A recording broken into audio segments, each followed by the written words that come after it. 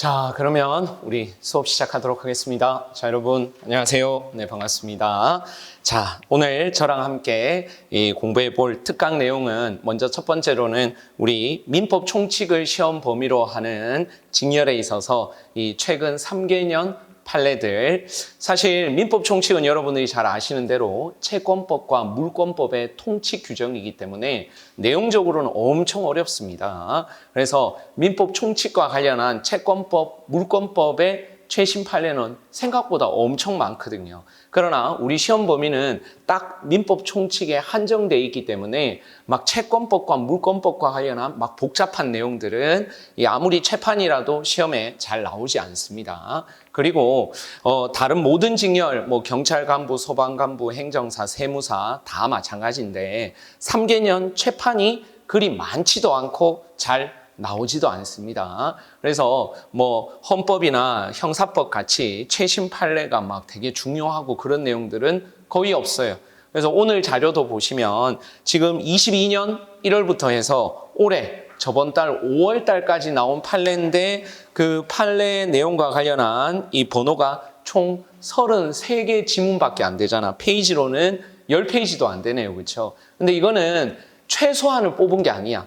최대치를 다 뽑은 거야. 그러니까 여러분들이 33개의 지문만 보시면 3개년은 완벽 대비가 다 되는 내용입니다. 그리고 이런 채판과 관련해서 조금 어려운 부분들이 있을 수 있거든. 이런 어려운 부분들은 대부분 이 채권법하고 물권법이 같이 연동되는, 같이 연결되는 쟁점이기 때문에 깊이 있게 공부할 필요가 있다 없다? 없다. 그냥 이런 채판이 있다. OX로만 여러분들이 기억하시면 된다.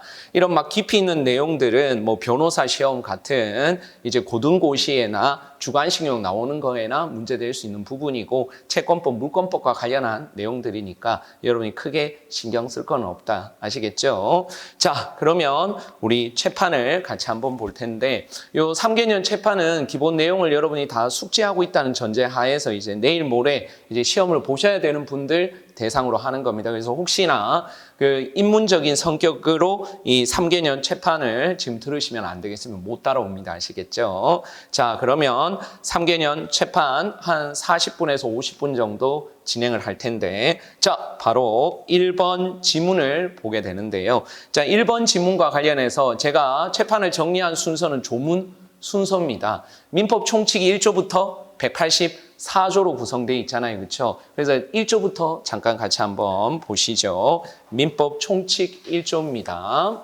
제가 채판 강의 들을 때는 우리 이 조문은 가지고 오라고 했는데 혹시 없으신 분은 네이버 검색해 보시면 되겠습니다. 그리고 제가 1순환 때 그 민총 조문집 그리고 민총 이외 꼭 기억해야 될 이 민법 조문과 관련해서 한 15개 정도 조문, 민법이 1184조까지 구성되어 있거든. 1000조가 넘습니다. 근데 그 중에서 민총을 시험 범위로 하는 우리 수험생들은 관련해서 이 민총 이외의 조문 한 15개 정도 조문만 기억하시면 되잖아요. 그렇죠? 그래서 그런 것들을 제가 조문집으로 모아두었으니까 그거 참고하시면 될 것 같고요. 자, 1조 같이 한번 살펴볼까요?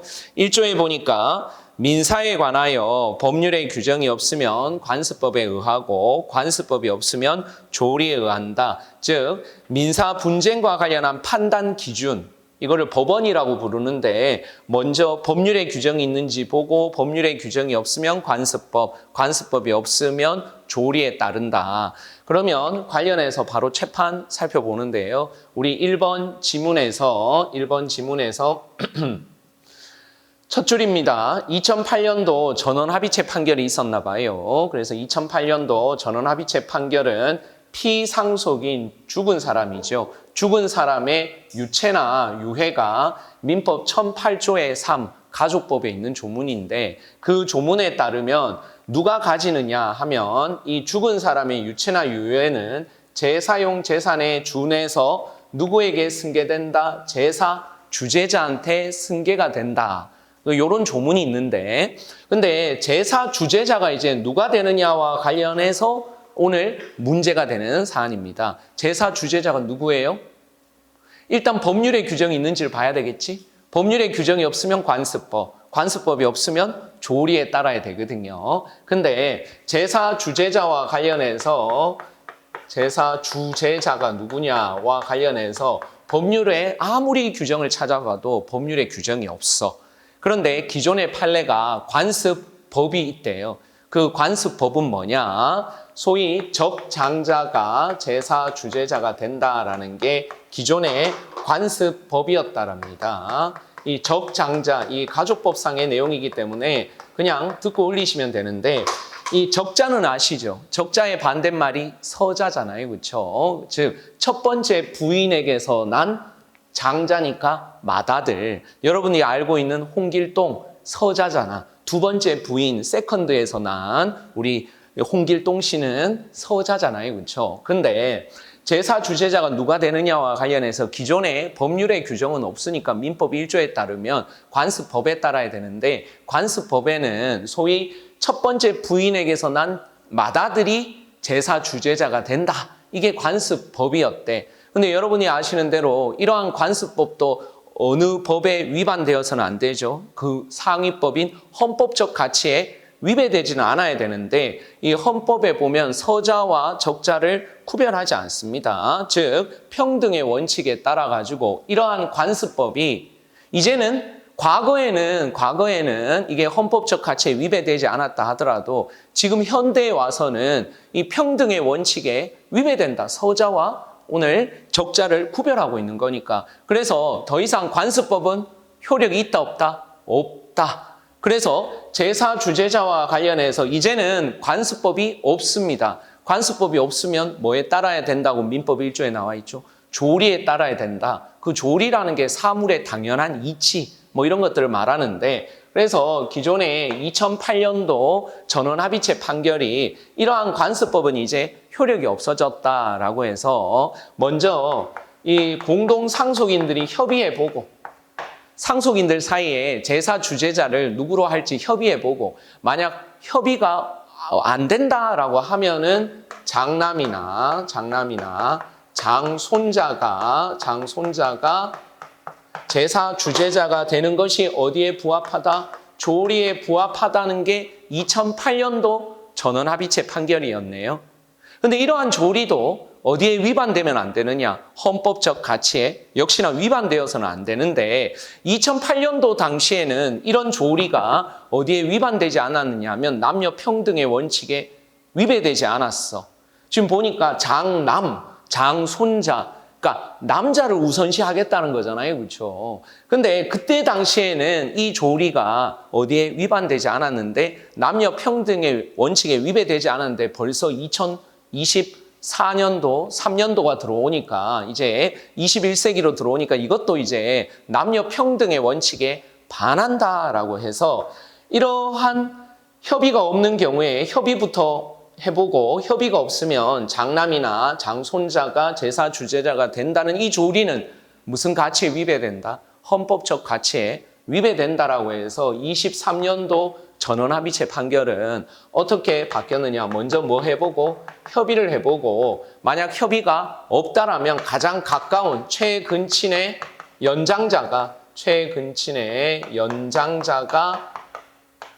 제사 주제자가 되는 것이 어디에 부합하다? 조리에 부합하다는 게 23년도 전원합의체 판결입니다. 민법 몇 조와 관련한 내용이지? 1조와 관련한 내용인데 가족법이 같이 연결되는 전원합의체 판결이 되겠습니다. 확인되시죠? 자, 그래서 내용을 살펴보시면 밑줄 친 부분만 보세요.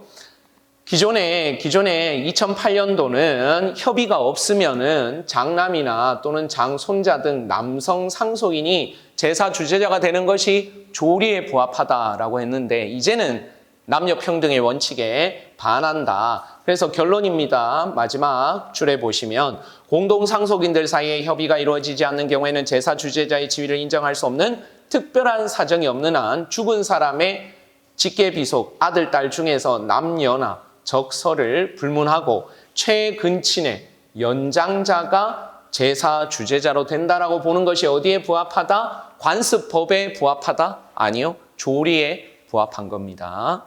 확인되셨죠? 선생님, 그러면 비록 남녀 평등의 원칙에는 위반되지 않지만 연장자를 우선시하는 것은 나이로 차별하는 거 아닌가요?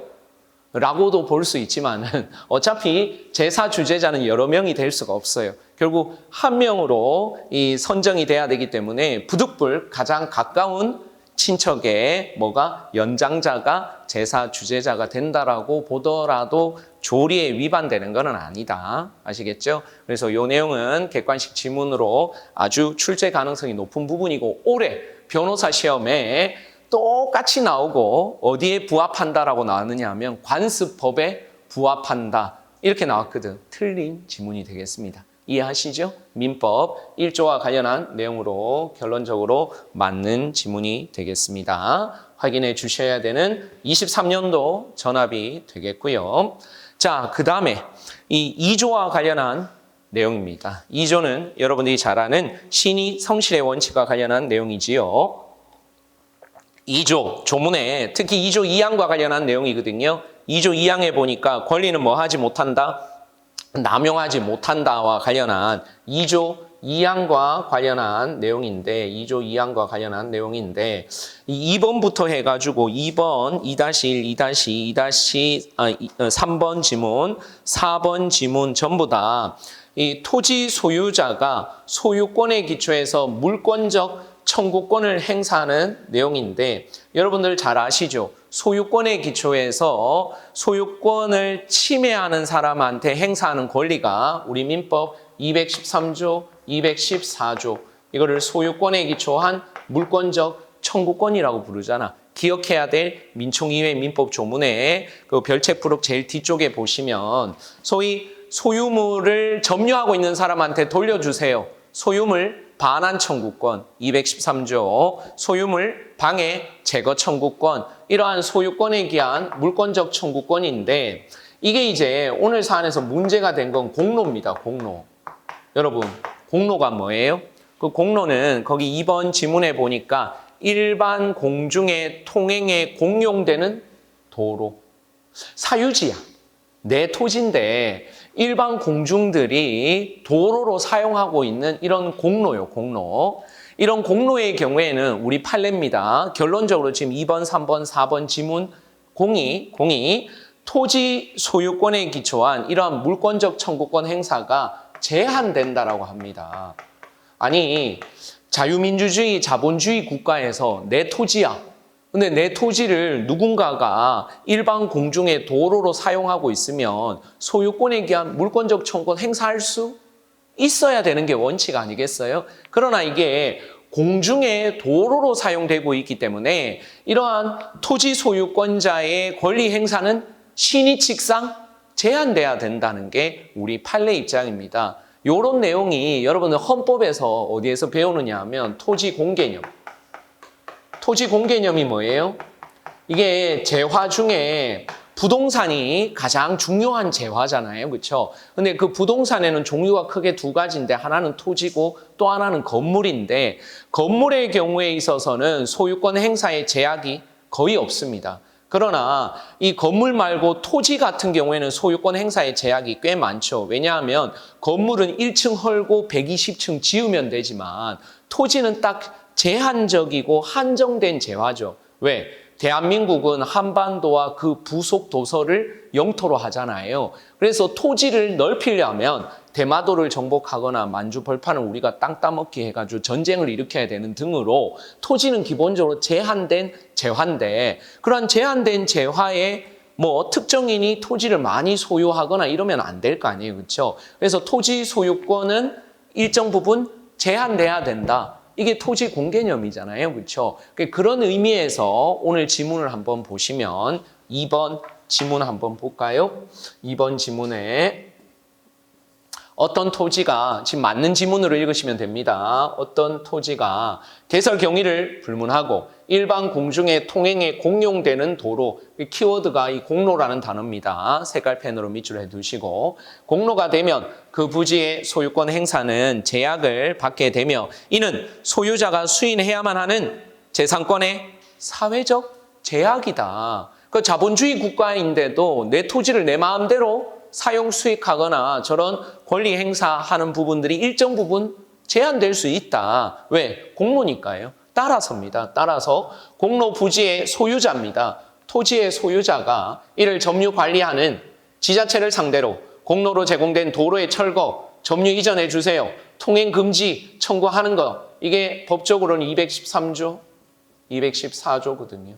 소유권에 기초한 물권적 청구권을 행사하는 것은 권리는 있는데 그 권리 행사가 제한되는 권리 남용이라고 보아야 된다. 아시겠죠? 이와 관련한 판례가 꽤 많아요. 그래서 이게 각종 국가고시에서 계속 기출되는 최신 판례가 되겠습니다. 자, 따라서 2-1번입니다. 어떤 토지가 개설 경위를 불문하고 일반 공중의 통행에 공용되는 도로인 공로가 되면 특별한 사정이 없는 한 이때 도로 지하 부분에 매설된 시설에 대한 철거 214조 이것도 권리 남용이라고 보는 것이 상당하다. 맞는 지문이 되겠습니다. 확인되시죠? 3번 지문과 관련해서 결론적으로 3번 지문은 틀린 지문인데요. 보시면 똑같은 공로와 관련한 쟁점입니다. 내용을 보니까 토지 소유자가 소유 토지를 일반 공중 등의 통행로로 무상으로 제공하고 있네요. 무상으로 공짜로 이 자기 소유지, 사유지인데 일반 공중이 도로로 사용하고 있는 것을 무상으로 제공하는 등으로 그에 대한 독점적, 배타적 사용 수익권의 행사가 지금 제한되고 있다라면 그 후에 사정 변경이 되더라도 다시 독점적, 배타적 사용 수익권, 즉 이제는 통행료 주세요라고 할 수 있어야 되겠죠. 사정이 변경되었다면 물론 이 사정 변경은 되게 엄격하게 판단합니다. 사정이 변경됐는지 여부는 되게 엄격하게 판단하지만 지금 현재는 무상으로 사유지이지만 일반 공중의 도로로 사용되고 있다 하더라도 여차저차해서 사정 변경이 생겼다라면 다시 통행료 받을 수도 있다. 즉 다시 독점적이고 배타적 사용 수익권을 행사할 수도 있어야 되겠죠. 그래서 없다라는 지문은 틀린 지문이 되겠고요. 그 다음 페이지에 4번, 다음 페이지에 4번입니다. 4번에 보니까 A가 자기 소유 빌딩과 그 옆 건물이었나 봐요. 비소유 빌딩 사이의 부지 중에 자기 소유 부분에 관하여 B에 대해서만, 옆 건물의 소유자에 대해서만 선별적이고 자의적으로 야, 네 바로 옆 건물이니까 저쪽 도로로 나가려면 이 A가 자기 소유 빌딩을 소유하는 그 부지를 B가 통과를 해야 되나 봐. 근데 보니까 분위기가 A하고 B하고 평소에 사이가 안 좋아. 그래서 일반 공중들은 다 A 부지를 사용할 수 있도록, 지나갈 수 있도록 허용하면서 누구만 선별적 자의적으로 옆에 건물주인 B만 선별적 자의적으로 통행을 금지하는 것은 뭐다? 권리 남용이라고 볼 여지가 크다. 그래서 B에 대한 통행 금지 청구는 인용될 수 없다라는 게 23년도 최신 판례가 되겠습니다. 확인되시죠? 그래서 특히 이 공로와 관련해 가지고는 이 비록 사유지 소유자라 하더라도 일정 부분 소유권 행사가 제한된다. 즉 2조 2항에 따라 뭐가 될 수 있다고요? 권리 남용이 될 수 있다라는 거 확인하고 계셔야 되겠네. 자, 정리되셨죠? 그러나 여러분 잘 아시다시피 이러한 신의칙은 원칙적인 제도가 아니라 어디까지나 예외적인 거죠. 그렇죠? 구체적 타당성 확보를 위한 예외적인 제도이기 때문에 5번 지문, 기존부터 우리 판례가 계속 이렇게 입장을 밝혔지만 다시 한번 명확하게 24년도에 일단 유효하게 성립한 계약상 책임을 공평이나 신의칙과 같은 일반 원칙에 의해서 제한한다는 것은 자칫하면 사적 자치 원칙이나 법적 안정성에 중대한 위협이 될 수 있기 때문에 신중을 기해야 되고 밑줄 예외적으로 인정해야 되겠죠. 분명히 계약서에 100만큼 책임지겠다고 합의했어. 그런데 여차저차 신의칙상 이러한 책임을 제한하는 것은 사적 자치의 원칙이나 법적 안정성에 중대한 위해가 될 수 있기 때문에 그러한 신의칙은 예외적으로만 적용돼야 되겠다. 맞는 지문이 되겠고요. 자, 그 다음에 당사자 능력과 관련한 의사 무능력과 관련한 쟁점이 되겠네요. 자, 6번 지문입니다.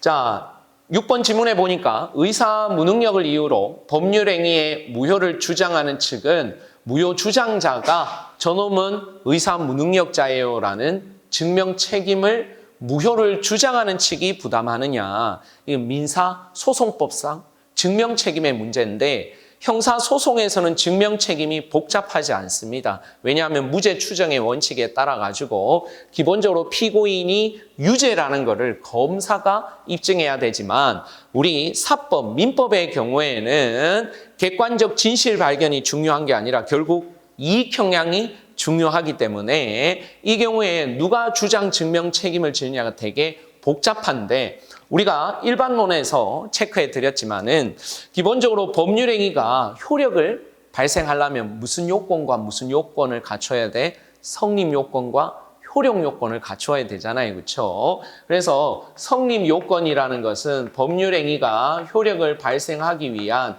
필요 최소한의 형식적인 요건이고 이러한 형식적인 요건을 갖추었다라고 해서 당연히 유효한 건 아니고요. 형식적인 요건을 갖추고 난 다음에 효력 요건을 또 갖추어야지 궁극적으로 법률행위가 효력을 발생하는 거 아니겠습니까? 라고 우리 민법 총칙 입문 강의 때부터 제가 설명드렸던 부분인데 모든 법률행위의 공통적인 성립 요건, 모든 법률행위의 공통적인 성립 요건 세 가지가 뭐야? 당사자, 목적, 의사표시가 있어야 되잖아요. 그렇죠? 그 다음에 모든 법률행위의 공통적인 효력 요건은 뭐야? 그게 바로 민법 총칙에서 규율하고 있는 거잖아. 첫째, 당사자는 뭐가 있어야 되고? 능력, 의사능력, 권리능력, 의사능력, 행위능력이 있어야 되고 둘째, 목적은 확정적이고 실현 가능하고 적법하고 사회적 타당성이 있어야 되며 마지막으로 의사와 표시는 일치돼야 되잖아요. 그렇죠? 그런데 통상적으로 당사자, 목적, 의사 표시가 있으면 일단 유효한 거거든요. 따라서 기본적으로 성립 요건은 누가 주장 증명해야 되느냐 하면 효력을 주장하는 자가 즉 유효라고 효력을 주장하는 자한테 유리한 거기 때문에 효력을 주장하는 자가 다 입증해야 됩니다. 그래서 성립 요건 세 가지, 당사자, 목적, 의사표시가 있다는 게 확인이 되면 원칙적으로 유효한 거거든요. 따라서 효력 요건과 관련해서 이게 무효다, 취소다, 이거는 무효 취소를 주장하는 자, 즉 효력을 부인하는 자가 무효예요, 취소예요 라고 효력을 부인하는 자가 증명해야 되는 겁니다. 그러면 질문, 의사 능력이 있다 없다는 것은 성립 요건이야, 효력 요건이야? 내일 모레 시험 보셔야 되는데 의사 능력, 권리 능력, 행위 능력은 효력 요건이잖아요. 맞죠? 당사자는 있어. 당사자는 있는데 이 사람이 권리 능력이 있네, 의사 능력이 있네, 행위 능력이 있네라는 건 효력 요건이기 때문에 일단 당사자가 있으면 일단 유효한 거라고 보는 거야. 따라서 의사 무능력자다, 그래서 법률행위가 무효다라고 주장하는 자가 효력을 부인하는 자, 무효라고 주장하는 자가 무슨 책임을 진다고요?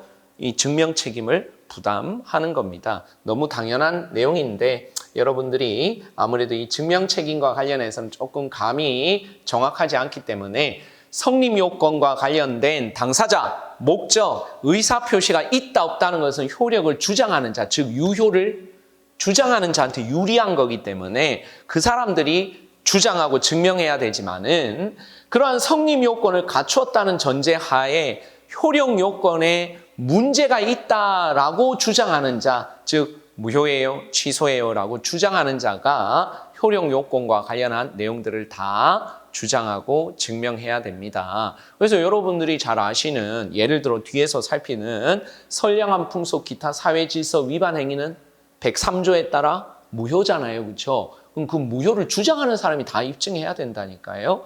착오를 이유로 취소하고 싶어. 그럼 착오를 이유로 취소하려는 사람이 다 주장하고 입증해야 된다니까요. 그래서 의사 무능력도 무효 사유이기 때문에 무효를 주장하는 사람이 다 주장하고 입증해야 되겠습니다. 그러면 제가 질문 한번 해볼까? 우리 민법 총칙에 이 의사 능력, 의사 무능력과 관련해서 우리 민법 총칙에 몇 조에 있죠? 조문에 없어요. 그렇죠? 그래서 이거 다 판례 이론이라 그랬어요. 제한 능력은 우리 민법 4조부터 해서 쭉 나와 있는데 의사 능력과 관련해서는 민법 총칙에 조문이 1도 없다니까요. 그래서 제가 수업 시간에 자주 말씀드렸지만 우리 민법상 능력이 문제가 되는 게 권리 능력, 의사 능력, 행위 능력 세 가지가 있는데 기본적으로 우리 민법 3조를 볼까요? 민법 3조에 보니까 사람은 생존하는 동안 권리와 의무의 주체가 될 수 있잖아. 살아있는 사람이기만 하면 권리와 의무의 주체가 될 수 있잖아요. 그렇죠? 그 다음에 이 제한 능력과 관련된 그 4조에 보면 기본적으로 만 19세가 되어야 성년이 되는데 저희 막내 딸아이가 지금 초등학교 6학년인데 지금 고등학교 검정고시 보고 지금 로스쿨 준비하고 있거든요. 아니 예를 들어서 말이야. 예를 들어 엄청 똑똑한 놈이죠. 초등학교 6학년인데 얘는 뭐 법률 행위의 개념 이런 거 다 알아. 라고 하더라도 얘는 단독으로 유효한 법률 행위를 못 하잖아. 왜? 만 19세가 안 됐으니까. 그래서 민법 5조 1항에 따라 미성년자가 법률 행위를 할 때는 누구의 동의를 받아야 되죠? 엄마 아빠의 동의를 받아야 되잖아. 결론, 권리 능력이나 행위 능력은 구체적이고 개별적으로 판단하는 거야? 아니면 획일적으로 판단하는 거야? 획일적으로 판단하잖아. 그러나 의사 능력은 그렇지 않습니다. 의사 능력은 케바케입니다. 구체적이고 개별적으로 판단하는 거야. 즉 내가 하는 의사 표시의 의미를 이해할 수 있는 정신적 능력. 그래서 제가 수업 시간에 다 예로 들어드렸잖아요. 우리 초등학교 6학년이면 자기가 슈퍼마켓에 가서 껌을 사고 싶다. 이 껌 매매 계약이잖아요. 그렇죠? 그러면 자기가 먹고 싶은 것은 그냥 슈퍼마켓에 가서 주워오면 된다. 이렇게 인지하고 있는 띨띨한 초등학교 6학년은 없을 것이다. 그럼 껌 매매 계약의 의미에 대해서는 얘가 이해 능력이 있다고. 그러면 껌 매매 계약 500원짜리 그 껌 매매 계약은 무슨 능력이 있는 거야? 의사 능력이 있어. 근데 얘가 은행에 가서 5억짜리 돈 빌리는 금전 소비대차 계약을 체결해.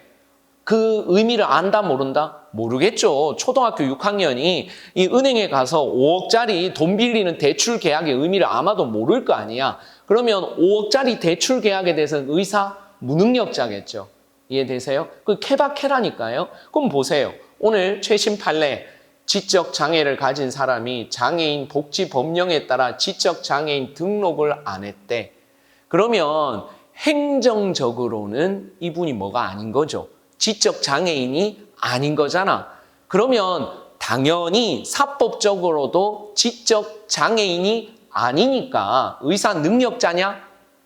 아니라니까요. 케바케로 판단해야 된다. 케이스 바이 케이스로. 그래서 결론적으로 거기 해설에 보시면 첫 줄 지적 장애인에 해당하는 경우에도 의학적 질병이나 신체적 이상이 드러나지 않아 사회 일반인이 보았을 때 아무런 장애가 없는 것처럼 보이는 경우도 있고 반대로 분명히 지적 장애를 가지고 있어. 즉 오늘 자기가 하는 의사표시의 의미를 잘 몰라요. 잘 모르는데도 장애인 복지 법령, 행정 법령에 따라서 지적 장애인 등록을 하지 않았다거나 등록 기준을 충족하지 못하라고 해서 반드시 의사 능력이 거꾸로 또 있다라고도 단정할 수는 없다. 왜? 의사 능력은 행위 능력이나 권리 능력하고 달리 개별적이고 구체적으로 판단해야 되는 거니까. 그래서 7번 지문은 틀린 지문이죠. 이분이 지적 장애인 등록을 안 했다고 해서 당연히 의사 능력자라고 단정할 수는 없다니까요. 확인되시죠? 그래서 의사 능력은 케이스 바이 케이스대로 판단하는 것이다. 자, 8번 지문입니다. 이제 이 제한 능력자, 미성년자로 들어와 있습니다. 8번 지문. 수인의 미성년자와 그 친권자가 공유물 분할의 소의 당사자가 되었다. 여러분, 공유물을 분할하는 소입니다. 공유물을 분할하는 소. 소위 이제 어떤 물건을 여러 명의 미성년자와 그 다음에 엄마, 아빠, 친권자가 함께 공동으로 가지고 있는데 그 공유물을 뭐 한다고요? 분할한다고요. 그러면 이것이 우리 민법 921조의 이해 상반행위에 해당되느냐? 여러분이 아시는 대로 친권자한테는 유리하고 미성년자한테는 불이익한 이해 상반행위를 할 때는 누구를 선임해야 되잖아. 가정법원에서 특별 대리인을 선임을 해야 되는데 선임을 안 하고 이해 상반행위를 하면 무권 대리가 되잖아. 무권 대리, 그렇죠? 그러면 이때 이해 상반이 되냐 마냐와 관련해서 921조의 이해 상반행위의 판단 기준과 관련해서 우리 판례가 실질적 판단설이에요? 형식적 판단설이에요? 형식적 판단설이거든요. 형식적 판단설이요. 그럼 그 형식적 판단설의 의미에 대해서 거기 첫 줄에 나와 있으니까 잠깐 한번 볼게요. 해설 8번 지문 해설의 첫 줄에 보니까 921조 이해 상반행위라 행위의 객관적 성질상. 행위의 객관적 성질상 오늘 친권자와 그 자사이 또는 친권에 복종하는 수인의 자사이 이해 대립이 생길 우려만 있으면 돼. 우려만 있으면 되지 친권자의 친권 남용의 의도나 실제로 이해 대립이 생겼는지 여부를 묻지도 따지지도 않습니다. 이 내용을 잘 이해하셔야 돼요. 그래서 우리 판례에 따르면 공유물 분할 절차는 밑줄 친 부분 보세요. 그 절차의 객관적 성질상 당연히 공유자들에게 이해 대립이 생길 우려가 분명히 있는 거예요. 실제로 이해 대립이 생겼느냐는 건 묻지 않는다니까. 예를 들어 실제로 미성년자한테 많은 부분을 떼주고 친권자는 조금만 가졌어. 공유물 분할했어. 그런데 그러한 실질적으로 이해 대립이 생겼느냐 안 생겼느냐는 건 묻지 않는다니까요. 객관적으로 그런 위험만 있어도 이건 이해 상반행위에 해당됩니다. 따라서 결론입니다. 따라서 친권자가 수인의 미성년자의 법정 대리인으로 소송 행위를 했네요. 누구를 선임 안 했다는 뜻이죠. 특별 대리인 선임 안 했죠? 그럼 이건 무슨 대리? 무권 대리라니까, 무권 대리. 따라서 뭐가 없는 한 무효죠. 추인이 없는 한 무효라고 할 것이다. 확인되시죠? 그래서 여러분들 기본서에 보시면 상속재산 분할이 공유물 분할하는 거거든요. 그게 우리 판례에 따르면 이해 대립이 생길 우려가 있는 가장 전형적인 행위라고 판례가 판시했고 기출이 한 12번 정도 됐을 거예요. 그러니까 그 상속재산 분할하는 게 그게 여기서 공유물 분할하고 똑같은 겁니다. 체크하셔야 되겠네요. 자, 9번 지문입니다. 정관에 이제 법인으로 바로 넘어옵니다. 정관에 이사의 해임 사유를 정했다. 자, 이사가 나옵니다. 이사. 이 이사와 법인 간의 관계는요. 근로 고용 계약 관계가 아니라 위임 계약이라 그랬죠. 그래서 제가 수업 시간에 이사는 파리 목숨이다. 그러니까 언제든지 잘릴 수 있다. 그래서 이사와 법인 사이의 계약은 이 정년이 보장된 근로계약이 아니에요. 그러니까 이사는 말 그대로 법인의 대표기관이기 때문에 영업 실적이 나쁘면 바로 잘릴 수 있다니까. 그래서 이거를 위임계약과 관련해서 상호 해지의 자유다. 그래서 제 친구들 벌써 그 대기업 임원에 있는 친구들 이렇게 자리가 위태위태. 그냥 자기는 평직원으로 있고 싶대. 가늘고 길게. 왜냐하면 정년이 보장돼 있으니까. 그러나 임원이 딱 되면 기본적으로 상호 해지가 가능하기 때문에 영업 실적이 안 좋으면 언제든지 잘린다니까. 다만 이러한 상호 해지의 자유가 민법에 입법이 돼 있다 하더라도 이거는 강행 규정이 아니라 이런 민법 규정은 임의 규정이야. 그 말은 어디에 달리 정할 수 있다? 그래요. 법인의 정관의 이사의 해임 사유를 딱 정해놓을 수 있는 거야. 원래는 자유롭게 해지 가능한데 정관에 A, B, C, D 사유가 있어야만 이사를 자를 수 있다. 이런 해지 사유가 있으면 이거 가능합니다. 임의 규정이니까. 따라서 법인이 이사를 해임하기 위해서는 이 정관에 규정한 해임 사유가 발생하면 되는 거지. 굳이 법인과 이사 사이의 신뢰관계가 더 이상 유지되기 어려울 정도에 이르를 필요는 없다라는 게 우리 판례 입장입니다. 딱 정관에 규정된 그 사유만 있으면 되는 거지 법인하고 이사의 신뢰관계가 꼭 깨져야 된다. 이런 추가적인 요건은 필요 없습니다. 확인해 주시고요. 10번 지문입니다. 물어봐야지. 자, 사단법인 정관에서 임시총회 소집에 필요한 이 사원의 정수가 몇 분의 몇 이상으로 돼 있죠? 네, 그래요. 시험 직전에 알면 되니까 뭐. 자, 우리 민법 70조를 같이 한번 살펴보겠습니다. 70조. 우리 민법 총칙 70조에 제목이 뭐라고 돼 있어요? 임시총회라고 되어 있죠. 임시총회 보니까 1항에 사단법인의 이사는 필요하다고 인정이 되면 임시총회를 소집할 수 있고 2항에 보니까 총사원의 몇 분의 몇? 5분의 1이죠. 5분의 1 이상으로부터 70조 보고 있습니다. 5분의 1 이상으로부터 회의의 목적사항을 제시해서 청구하면 이사는 임시총회를 소집해야 되는데 잘 보세요. 70조 2항 2문이 문제가 되고 있는 최판입니다. 이 정수는 정관으로 증감할 수 있죠. 그러니까 이게 2분의 1보다 엄격하게도 할 수 있고 완화할 수도 있다라는 건데 우리 판례를 봅니다. 최판입니다. 이 10번 지문에 사단법인 정관에서 임시총회 소집에 필요한 사원의 정수 70조와 관련한 내용인데 정수를 총사원의 2분의 1 이상으로 정하는 등 사실상 소수 사원으로 하여금 총회 소집 권한을 행사하는 것을 어렵게 하는 임시총회 소집 요건을 부과하는 이 정관은 원칙적으로 무효다라고 봐야 된다. 분명히 조문에 70조 2항 2문에는 정수를 뭐 할 수 있다? 증감할 수 있다라고 되어 있지만은 임시총회를 누가 지금 안 열고 있느냐 하면 이사가 안 열어줘. 그러니까 소수 사원인 5분의 1 이상이 임시총회 소집을 요구하면 이사는 임시총회를 열어야 된다니까요.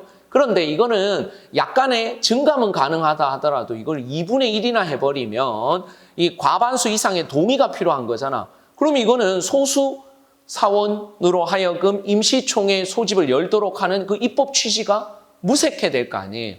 그러니까 이건 무효다라는 게 우리 최신 판례 내용이 되겠습니다. 확인해 주시고요. 자, 11번 지문과 관련해서는 거기 이 첫 번째 해설을 먼저 보는데 민법 75조 1항 71조, 72조 규정에 비추어 볼 때, 그러니까 사원총회를 하려면은 기본적으로 일정한 절차를 거쳐야 되잖아요. 여러분이 아시는 대로 71조, 72조에 보면 기본적으로 사원총회 할 때는 우리가 사원총회 때 요러한 걸 결의하려고 합니다라고 결의사항에 한해서만 결의할 수 있고, 그 다음에 사원총회 하기 몇 주 전에? 1주 전에 이 사원들한테 통지도 해줘야 되잖아요. 그렇죠? 그래서 이렇게 사원총회 결의의 경우에는 소집, 개최 절차가 이루어진 총회의 사원들이 참석해서 결의하는 것을 원칙적으로는 방법으로 하고 있기 때문에 결론입니다. 11번 사단법인에서 법률이나 정관에 정함이 없는데도 무슨 절차도 없이 소집이나 개최 절차도 없이요. 개최 절차도 없이 서면만으로 사원총회 결의를 해버렸다. 그러면 그 결의에는 중대한 하자가 있어서 기본적으로 무효다라는 게 우리 판례의 입장이 되겠습니다. 확인되시죠? 그래서 이런 소집 개최 절차는 거쳐야 되겠다. 소집 개최 절차를 뭐 완화할 수는 있어도 그런 거 없이 서면으로만 사원총회 하는 것은 그 결의에 중대한 하자가 있다라고 봅니다. 체크해 주시고요. 자, 그 다음에 관련해서 12, 13, 14, 15는 전부 다 종중과 관련한 내용입니다. 종중. 여러분, 종중의 법적 성질이 뭐죠? 그렇죠. 권리 능력 없는 사단이죠. 비법인 사단. 근데 이 종중의 개념은 어떻게 돼요? 여러분이 아시는 대로 공동 선조를 모시는 자연 발생적인 종족 단체잖아요. 그래서 제가 종종 수업 시간에 제가 파평윤씨 소정공파에 속한 38대 손이거든.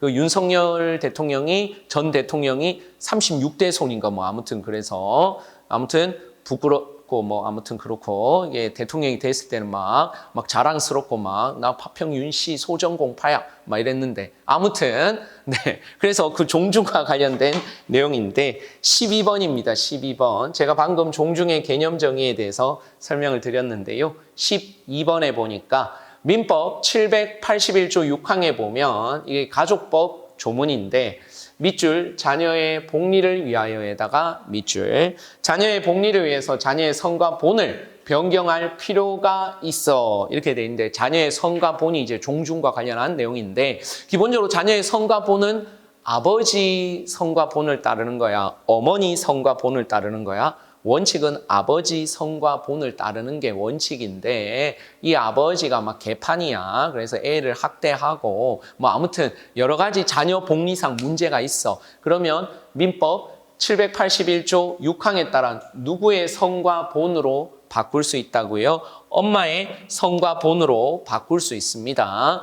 그러면 제가 파평 윤씨고 저희 아내가 김해 김씨거든요. 그래서 만약에 자녀의 복리를 위하여 처음에는 파평 윤씨였어 얘가 근데 이 781조 6항에 따라 복리를 위해서 엄마의 성과 본 김해 김씨로 바뀌었어 그럼 종중이 바뀌나? 이게 문제가 되는 거야 아니 종중이라는 것은 자연 발생적이 태어날 때부터 자연 발생적이어야 되는데 성을 바꾸니까 인위적으로 김해 김씨로 바뀌는 거 이거는 좀 아닌 것 같은데 이게 이제 법적으로 문제가 된 거예요. 판례를 보니까 맞는 지문인데요. 성년인 그 자녀는 엄마가 속한 종중의 공동 선조와 성과 본을 같이 하는 후손으로서 당연히 종중의 구성원이 된다. 맞는 지문인데 이게 자연 발생성에 반하는 거 아니냐. 자, 해설 네 번째 줄 판시 원문에 보니까 종중이 자연 발생적 정적 집단이긴 하나 종래의 관습법에서도 입양된 양자가 양아버지가 속한 종중의 종원이 되는 등 종중 구성원의 변동이 허용이 되었다. 따라서 엄마의 성과 본을 따르게 되어 엄마가 속한 종중의 구성원이 되었다 하더라도 이를 가지고 종원의 자격이 인위적으로 변동된 것이라고는 볼 수 없다.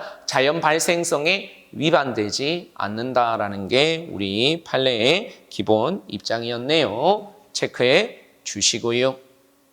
13번입니다. 13번에 보니까 비법인 사단이 이게 종중 판례였는데요. 인격권의 주체가 될 수 있느냐. 그러니까 쉽게 얘기해서 법인이나 비법인 사단 같은 단체는 자연인만이 누릴 수 있는 이런 인격권은 없는 거 아닌가 싶은데 우리 판례가 인격권이 있대요. 모두 단체인 비법인 사단도 인격권이 있대. 근데 여기서 인격권은 명칭에 관한 권리입니다. 그러니까 여러분들이 이게 이 민법과 관련된 여러 가지 권리들을 다 모르셔서 그런데 명칭에 관한 권리가 뭐의 일종이네요?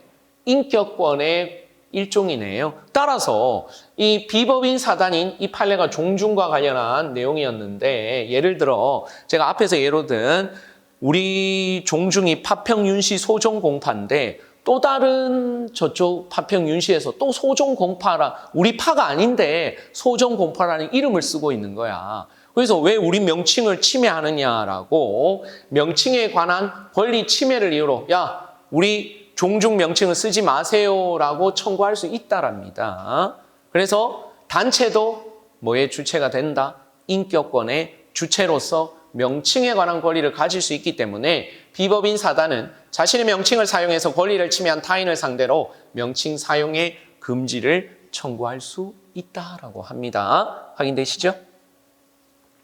그래요. 잘하셨어요. 네. 자, 14번 종중입니다. 여러분, 비법인 사단과 관련해서는 우리 민법 총칙에 몇 조에 있어요? 우리 민법 총칙에.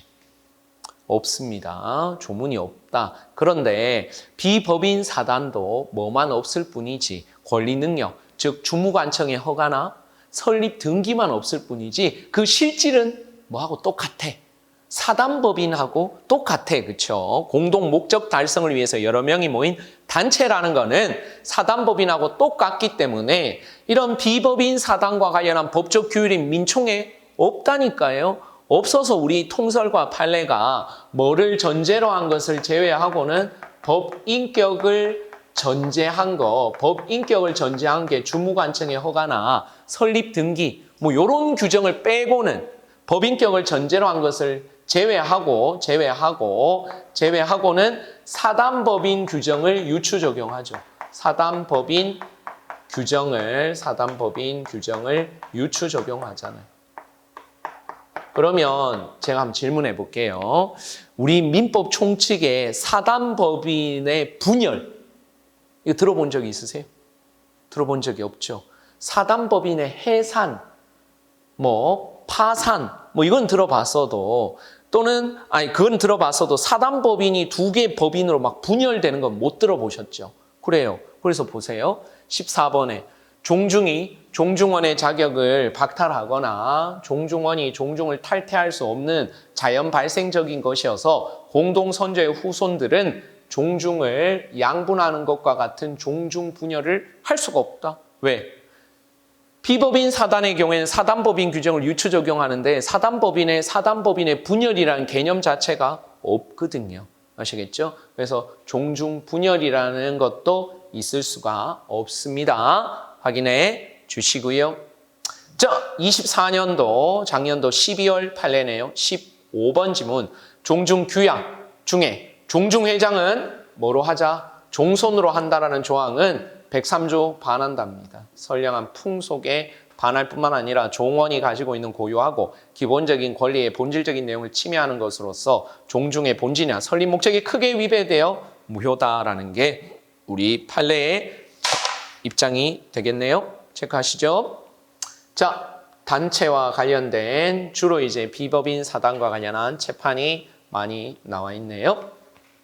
자, 이제 103조, 104조와 관련한 내용 되겠습니다. 16번, 22년도에 재판이 한번 나왔고요. 25년도 올해 2월 달에도 또 똑같은 재판이 나와 있습니다. 조금 어려운 내용이기 때문에 제가 어려운 내용이 나오면 깊이 있게 연구해라, 그냥 외워라. 그냥 외우는 게 여러분들 정신건강에도 좋고 우리는 어차피 시험 범위가 딱 민총에 국한돼 있기 때문에 결국 어렵다는 것은 채권법, 물권법 내용을 다 알아야 된다는 뜻이니까. 자, 봅시다. 당사자가 통정했어요. 그러면 통정 허위 표시는 무효잖아. 이때 무효는 절대적 무효야, 상대적 무효야? 상대적 무효지. 108조 2항에 누구한테는 무효를 주장할 수 없는 108조 2항 선의의 제3자한테는 무효를 주장할 수 없는 상대적 무효잖아요. 그렇죠? 상대적 무효. 자, 근데 통정에서 단속 규정을 위반했대. 그러면 두 번째 저의 질문입니다. 단속 규정을 위반하면 유효야, 무효야? 유효하죠. 그러니까 행정법규 중에 사법 행위와 관련이 있는 건데 요게 사법상 행위도 무효화시키면 그걸 효력 규정이라고 부르고 사법상 효력에 아무런 영향이 없으면 그건 단속 규정. 그러니까 단속 규정을 위반했다라면 이거는 또 유효한 거잖아요. 맞죠? 그러면 잘 보세요. 당사자가 짜고 고스톱 쳐서 통정해가지고 단속 규정을 위반하는 법률 행위를 하면 결론적으로 이건 무효라는 거야, 유효라는 거야? 이게 문제가 됐는데 우리 판례가 몇 조에 해당되어 무효다? 103조에 해당하여 무효다. 여러분, 103조, 104조 강행규정 위반의 무효를 무슨 무효라고 부르죠? 절대적 무효라고 부르죠. 선의의 제3자한테도 무효를 주장할 수 있는 절대적 무효입니다. 그렇죠? 우리 판례가 이렇게 보고 있습니다. 그래서 그냥 다 읽어볼게요. 지역주택조합의 조합원 자격에 관한 주택법 이런 규정은 단순한 단속 규정에 불과할 뿐 효력 규정이랑 볼 수 없어서 당사자 사이를 위반하는 약정을 했다 하더라도 그 약정이 당연히 무효라고는 볼 수 없대. 그런데 짜고 단속 규정을 위반하면은 그거는 103조 위반으로 절대적 무효라는 게 우리 판례의 입장입니다. 확인하고 계시면 되겠네요. 17번 좀 어렵습니다. 그러니까 17번도 여러분들이 이 재판 같은 경우에는 요 방법이 없어요. 직전에 보고 들어가시면 돼. 그러니까 지금 오늘 체크해 두셨다가 언제 다시 보시면 되죠? 예, 시험 치기 딱 보통 객관식은 유효기간이 2주거든요. 2주 안에 여러분들이 1년 동안 공부한 걸 다 보셔야 되는데 특히 체판은 익숙하지 않잖아. 그러니까 꼭 오늘 수업 들으시고 그 다음에 묵혀두셨다가 다른 거 열심히 하시고 이제 막판에 이거 뭐 글쎄요. 혼자 보시면 이제 수업 들었으니까 20분, 15분이면 10분이 뭐 몇 페이지지? 9페이지도 안 되니까 5분이면 되겠네. 직전에 꼭 보고 들어가시면 되겠습니다. 그래서 이거는 받느냐 안 받느냐가 결국 관건이니까. 자, 104조와 관련한 내용입니다. 자, 104조 같이 한번 조문을 볼까요? 104조입니다. 그러니까 제가 추천드리는 민총의 시험 직전 방법은 여러분이 별책 부록에서 제가 별표 쳐준 그 중요 조문들 있잖아요. 그 조문을 직전에 한번 보고 그다음에 체판까지 한번 보고 하면 제 생각에 딱 1시간 정도 소요될 것 같습니다. 그럼 꼭 하셔야 되는 거고요. 그다음에 이제 내가 뭐 2주 안에 그래도 하루 정도는 시간 투자를 하실 거 아니에요. 그렇죠? 그러면 제일 좋은 거는 기본서 보시는 게 제일 좋습니다. 그래서 막판에 뭐 형사나 헌법 같은 경우에 문제집 위주로 많이들 정리하시지만 민총은 분량이 너무 적어요.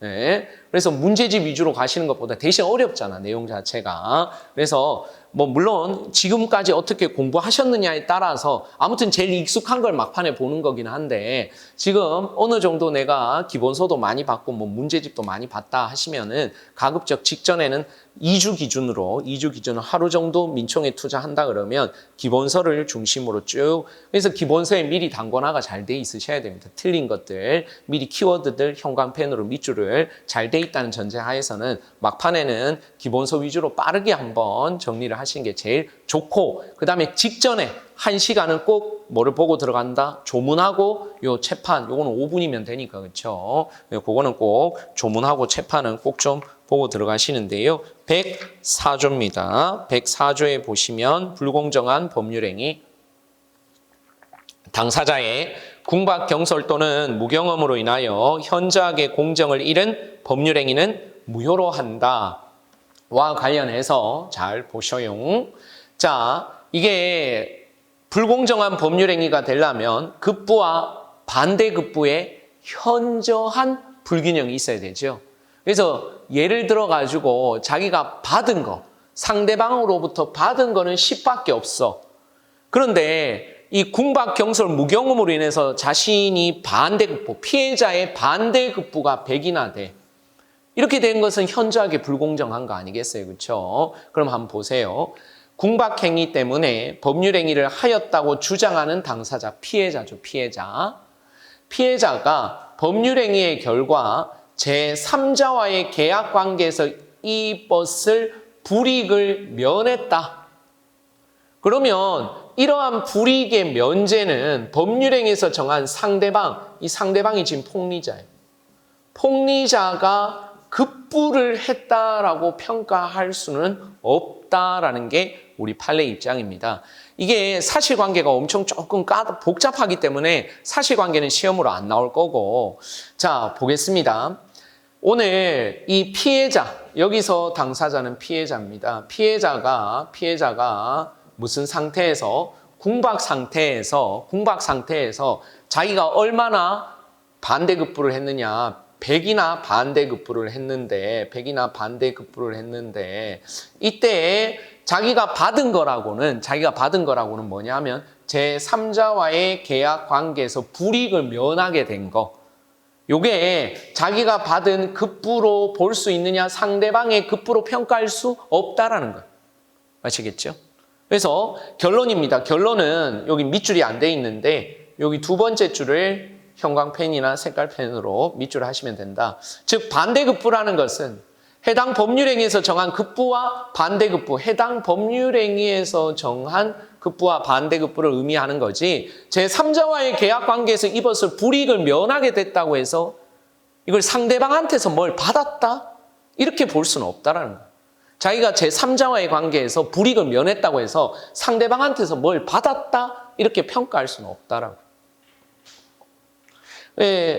요게 24년도 3월달 판례였는데 요 24년 3월달 판례는 또 다른 쟁점이 있었어요. 피해자가 스스로 초래한 궁박. 피해자가 스스로 초래한 궁박이라면 이거는 104조에 해당되지 않는다고 보는 게 맞겠죠. 상식적으로. 그러나 우리 판례는 여지가 없다라는 이 지문은 틀렸습니다. 엄격하고 신중하게 판단은 해야 되지만 피해자가 스스로 초래했다라고 해가지고 무조건 104조에 해당 사항이 없다라고 단정할 수는 없는 거예요. 왜냐하면 104조에는 그냥 궁박이라고 돼 있지 스스로 초래하지 않아야 하는 궁박 이렇게는 제한하고 있지는 않거든요. 물론 엄격하고 신중하게 판단해야 되겠죠. 지가 스스로 초래한, 피해자 스스로 초래한 궁박이니까 엄격하게는 판단해야 되겠지만 무조건 104조에서 배제할 것은 아니다라는 거예요. 확인되시나요? 체크해 주시고요. 자, 이번 시간부터는 대리로 가보도록 할까요? 대리. 자, 대리와 관련해서도 뭐 설명드릴 게 많긴 하지만 재판과 관련해서만 설명을 좀 드려보면요. 예를 들어서 대리인이 오늘 사안에서 을이고 본인이 갑입니다. 그래서 우리가 수업 시간에 자주 제가 역삼각형 그려드리지만 이 본인이 갑이고 대리인이 지금 을인데요. 이 을이 병과 법률행위를 하면서 병한테 뭐라고 했느냐? 저는 갑의 대리인 을입니다 라고 했어요. 갑의 대리인 을입니다. 그런데 실제로 갑은 을에게 수권행위, 대리 권한을 준 적이 없어. 수권행위가 없었어. 수권행위 없었어. 자, 그러면 오늘 이 갑과 병 사이의 요 대리행위를 분명히 뭐는 했죠? 나는 갑의 대리인 을 현명이라고 부르죠. 본인의 이름은 밝혔는데 대리 권한이 없잖아요. 이런 대리를 뭐라고 불러요? 무권 대리라고 부르잖아요. 그러면 질문입니다. 무권 대리의 경우에 계약의 당사자는 누굽니까? 무권 대리의 경우에 계약의 당사자는 당연히 본인 갑이죠. 실제로 본인이 대리인한테 뭐를 준 적이 없다 하더라도 대리 권한을 준 적은 없더라도 누구 이름으로 법률행위를 했잖아요. 본인 갑의 이름으로 법률행위를 했기 때문에 당연히 을도 누구 이름으로 했고 갑의 이름으로 했고 상대방 병도 계약의 당사자를 누구로 알았어? 갑으로 알았지 을로 안 건 아니잖아요. 그렇죠? 그래서 19번 지문에 보니까 일방 당사자가 대리인을 통하여 계약을 체결하는 경우에 있어서 계약의 상대방, 저기서 병이 대리인을 통하여 본인과 사이에 계약을 체결하는 데 의사가 일치돼 있다라면 대리인의 대리권 존부 문제와는 무관하게 누가 계약의 당사자다? 상대방과 본인이 계약의 당사자다. 제가 앞에서 성립 요건 3가지와 관련해서 당사자는 성립 요건이라고 그랬잖아요. 그렇죠? 그러면 오늘 사안에서 당사자, 무권 대리라 하더라도 당사자는 갑입니다. 갑. 본인 갑이고 그 다음에 효력 요건. 효력 요건은 유권 대리라면 유효한 거고 무권 대리라면 누구한테 효력이 없는 거죠? 본인 갑한테 효력이 없는 거죠. 그러니까 키워드는 대리권의 존부 문제와 무관하게 대리권이 있으면 유효고 없으면 무효고 근데 이거는 유무효, 효력 요건과 관련한 내용이지 당사자 확정과는 아무 관계가 없다라는 거야. 무권 대리든 유권 대리든 계약의 당사자는 누구야? 본인이야, 본인. 아시겠죠? 근데 권한이 있으면 유효고 권한이 없으면 무효일 것뿐이죠. 그렇죠? 그래서 이거는 성립 요건과 관련한 내용으로 결국 당사자와 관련한 성립 요건에서는 대리권이 있는지 없는지는 이건 필요 없다. 대리권이 있는지 없는지는 필요 없다. 확인되시죠? 체크해 주셨고요. 자, 그 다음에 우리 19번 다음에 20번입니다. 20번. 일부 무효와 관련한 내용인데요. 20번 일부 무효.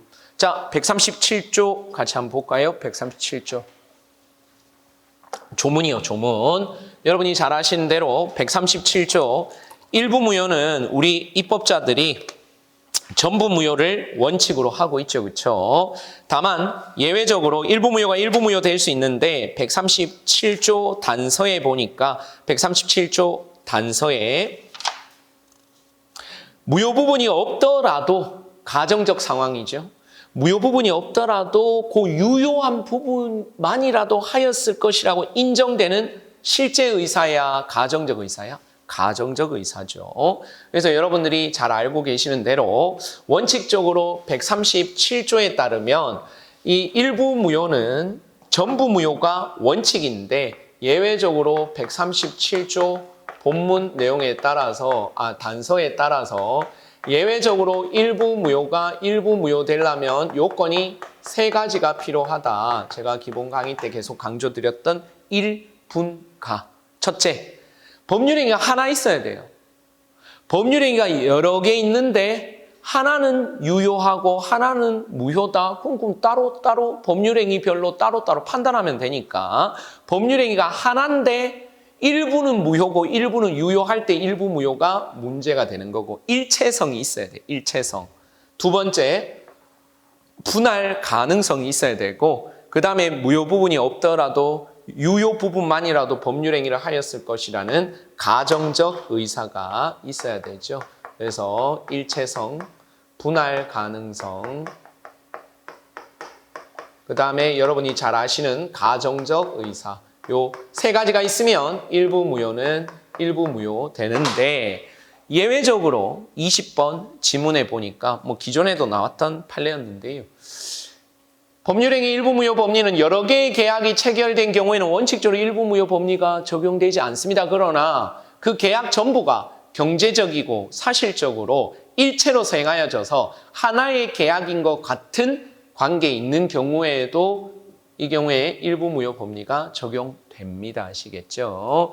그래서 돈 빌리는 계약과 오늘 보증 계약, 돈 빌리는 계약과 저당권 설정 계약 이거 다 일체로 행해지는 거거든. 비록 법률행위가 따로따로라 하더라도 이런 경우에 경제적, 사실적으로 일체로 행해진다면 일부 무효 법리가 적용될 수 있습니다. 150조입니다. 150조.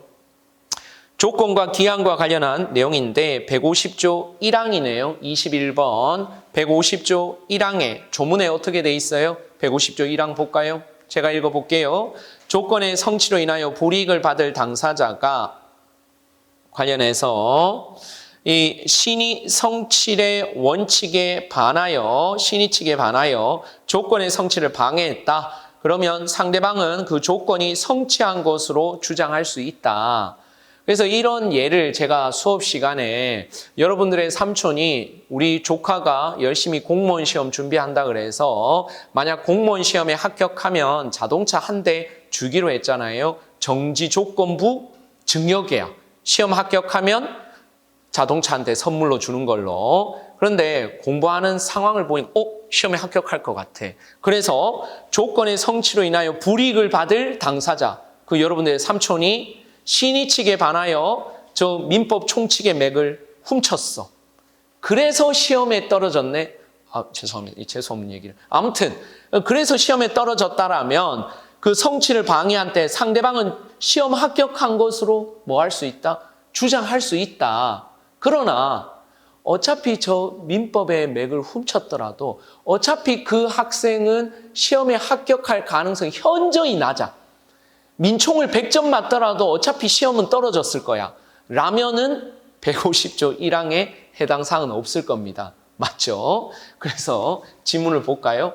21번 민법 150조 1항의 조건의 성취를 방해한 때란 사회통념상 일방 당사자의 방해행위가 없었더라면 민법 총칙의 맥을 안 훔쳤더라면 시험에 합격했을 것으로 볼 수 있음에도 방해행위로 인하여 조건이 성취되지 못한 정도에 이르러야 되고 어차피 방해가 없었더라도 조건 성취 가능성이 현저히 낮다. 그럼 이거는 150조 1항에 해당 사항은 없다라는 게 우리 판례. 그렇게 보는 게 공평하겠죠. 그렇죠? 그래서 맞는 지문으로 확인해 주셨습니다. 체크해 보셨고요. 자, 22번부터가 이제 소멸시효입니다. 소멸시효. 그래서 22번부터 몇 번까지죠?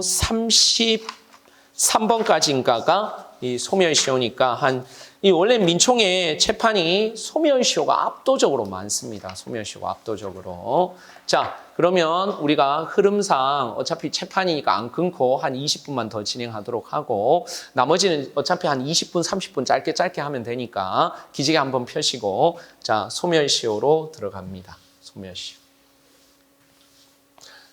자, 소멸시효와 관련해서는 어마무시하게 어렵습니다. 이게 기본적으로 채권법, 물권법뿐만 아니라 민사소송법, 집행법까지 다 알아셔야 되기 때문에 이제 뭐 고등고시 준비하는 이 변호사 시험, 뭐 법원 행정고시 막 이런 주관식 시험 보는 친구들도 소멸시효는 정말로 힘들어해요.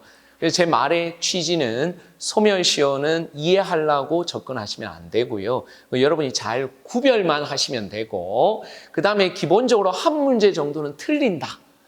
이렇게 접근하시는 게 여러분의 정신건강 및 오히려 인풋 대비 아웃풋으로 보자면 훨씬 더 효과적이다. 아무리 소멸시효를 열심히 공부해도 어차피 여러분들이 이해할 수 없습니다. 그러니까 관련해서 이런 재판들 여러분들이 OX로 이 기존에 알고 있는 그 판례와 어떻게 구별되는 건지 이런 부분들만 잘 체크하시면 되는데 아무튼 이 소멸시효는 이 객관식에서 100% 출제는 됩니다. 그런데 만약 특히 이제 40문제 나오는 우리 시험 같은 경우에 있어서는 보통 최소 3문제 이상은 3문제에서 아주 많게는 5문제.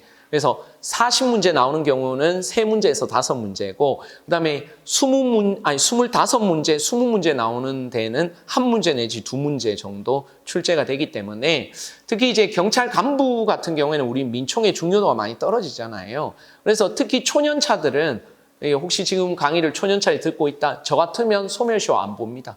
그냥 한 4문제 다 틀려주고 그러니까 이제 예를 들어 기본 강의도 아직 안 들어오고 시간도 없고 소멸시효는 아무리 봐도 한 번 강의 들은 걸로는 소화가 안 될 것 같다 그러면 과감하게 포기하는 것도 방법 중에 4문제 다 틀려도 형사 1문제 맞으면 점수는 똑같아지는 거니까 이제 지금 막판이기 때문에 이렇게 얘기합니다. 제가 좋은 시절 다 갔어요. 제가 민법 총칙 주관식 할 때는 막 현장에 120명씩 있고 막 그랬거든. 그때는 이상해. 막 경찰 간부 형사법을 전공하셔야 되는 분들이 민총이 시험에 당락을 좌우하니까 막 민법 총칙에 목숨을 걸고 이 시험 이상하다. 제가 강의하면서도 제가 15년째 지금 계속 민총 강의를 하고 있지만은 이상하다. 이게 좀 시험이 바뀌어야 된다 그랬는데 진짜 바뀌었잖아요. 경찰 간부는 이 객관식으로 바뀌고 나니까 제 수강생들이 없어졌네. 이제 객관식 별 신경도 안 써. 자, 아무튼 각설하고 소멸시효는 그 기본 구조가 다음과 같죠. 권리자가 의무자한테 야 빨리 네 의무를 다 해라라고 이행을 청구합니다. 그렇죠? 이행을 청구한다. 이행을 청구하니까 이때 의무자 측에서 뭐가 완성되었는데요? 소멸시효가 완성되었다라고 항변합니다. 그래 내가 네한테 돈을 그 10여 년 전에 1억을 빌린 건 맞아. 그런데 네가 10년 동안 나한테 한 번도 돈 달라라고 권리를 행사하지 않았기 때문에 네 채권, 권리는 없어졌어 라고 소멸시효 완성에 항변을 하는 건데 소멸시효가 완성되려면 2가지 요건을 충족해야 되잖아요. 첫째는 166조 1항에 따라 권리를 행사할 수 있는 때로부터 일정 기간 권리를 불행사해야 되죠. 그래서 기산점과 기간이요. 기본적으로 우리 입법자들은 권리 행사 기간을 원칙은 162조 1항에 따라 10년으로 하고 있죠. 10년. 그래서 소멸시효가 완성되었다라고 항변할 수 있는 게 원칙인데 그러나 사실 이 권리를 일정 기간 불행사했다라고 해서 권리를 없애버리는 이 소멸시효 제도는 어디까지나 예외적인 제도이기 때문에 우리 판례가 되게 엄격하게 운용하고 있습니다. 엄격하게. 그 말은 1차적으로는 소멸시효가 완성된 것처럼 보여도 1차적으로는 10년이 지나서 소멸시효가 완성된 것처럼 보여도 여기에 대해서 권리자의 재항변 사유 세 가지가 있는데 일명 중포남시 첫째, 소멸시효가 중단되었다. 소멸시효가 중간에 내가 권리 행사를 한 번이든 두 번이든 했다. 그래서 소멸시효 중단 사유 168조 1호에 채권자가 권리를 청구하거나 청구 2호에 압류, 가압류, 가처분 3호 채무자 스스로 채무 있음을 승인하는 거 이게 소멸시효 중단이죠. 중단되면 누구한테 땡큐? 권리자한테 땡큐죠. 권리자한테 중간에 한번 중단이 됐다가 다시 진행이 되는 거니까 두 번째, 소멸시효가 설령 완성이 됐다 하더라도 184조 1항에 보면 시효이익은 미리 포기하지 못한다라고 되어 있는데 소멸시효의 이익은 누가 누리는 거예요? 의무자. 왜냐하면 오늘 의무를 이행하지 않아도 되니까. 근데 그걸 스스로 포기하는 거 미리 포기는 안 되지만 184조 1항의 반대 해석상 소멸시효가 완성된 후에는 뭐 할 수 있겠죠? 포기할 수 있겠죠. 그렇죠? 그 다음에 경우에 따라서 소멸시효 완성을 항변하는 게 남용일 수는 있다. 소멸시효 항변의 남용. 그래서 이 권리자의 재항변 사유인 중단의 재항변, 포기의 재항변, 남용의 재항변은 우리 판례가 되게 넓게 완화해서 해석해 줍니다. 그래서 제가 수업 시간에도 자주 설명을 드렸지만 잘 모르겠다? 그럼 시효는 중단된 거예요. 오늘 객관식 지문을 처음 봤어. 시효 이게 포기인지 아닌지 잘 모르겠다? 포기한 거야. 아시겠죠? 그래서 가급적 우리 판례가 누구 손을 들어준다고요? 권리자의 손을 들어준다라고 했습니다. 그래서 여러분들이 이 소멸시효는 센스가 있어야 돼. 찍는데도 요령이 있어야 돼. 어차피 소멸시효는 아마 뭐 40문제에서 만약 5문제가 나온다면 5문제를 다 알고 풀 수는 없을 겁니다. 어차피 일정 부분 잘 찍어야 되는데 기산점, 예를 들어서 말이에요. 기산점, 이게 권리를 행사할 수 있는 때로부터가 언젠지 정확하게 오늘 사례 문제로 막 나왔는지 잘 모르겠어. 근데 1, 2, 3, 4, 5번에서 기산점을 제일 늦은 거를 찍는 게 좋을까? 기산점 제일 빠른 지문을 찍는 게 제일 좋을까? 자, 보세요. 제가 판례는 가급적 누구 손을 들어준다고? 권리자, 채권자의 손을 들어준다니까? 그러면 소멸시효가 완성되는 건 누구한테 땡큐고 의무자한테 땡큐고 권리자한테는 이제 권리를 행사할 수 없으니까 그러면 최대한 소멸시효를 늦게 시작해야 늦게 완성될 거 아니야. 이해되세요? 그래서 기산점을 잘 모르겠거들랑 예를 들어 오지선다로 나왔는데 오늘 4개 우리 사지선다, 오지선다에서 기산점이 제일 늦은 거 그게 정답일 가능성이 높아. 그게 누구한테 유리한 거니까. 권리자한테 유리한 거니까요. 확인되시죠? 이게 작년도 경찰 간부 객관식 기출문제이기도 했어서 제가 예로 들어드리는 겁니다. 자, 소멸시효 빠르게 한번 진행해 보도록 하지요. 22번 소멸시효의 기간과 관련한 내용입니다. 변호사, 변리사, 공증인, 공인회계사 및 법무사의 직무에 관한 채권의 소멸시효 기간은 3년으로 163조 5호에서 정하고 있는데 거기에 조문에 누가 빠져 있어요? 전문 직종의 세무사가 빠져 있으니까 이 세무사도 변호사, 변리사, 공증인에 준해서 3년짜리가 되지 않을까 싶었는데 우리 판례가 10년이래요. 즉 세무사 등 유사한 직무를 수행하는 다른 자격사의 직무에 관한 채권에 대하여 유추 적용 안 된다. 그리고 이 세무사가 상인도 아니다. 상사 채권은 5년이잖아요. 5년도 아니고 그냥 우리 민법상 채권은 소멸시효 기간이 몇 년이죠? 10년이죠. 그래서 10년이라고 봤습니다. 누가 땡 잡았네요? 우리 세무사 땡 잡으셨습니다. 그렇죠? 우리 22년도 재판 각종 국가고시에서 시험에 자주 나오고 있습니다.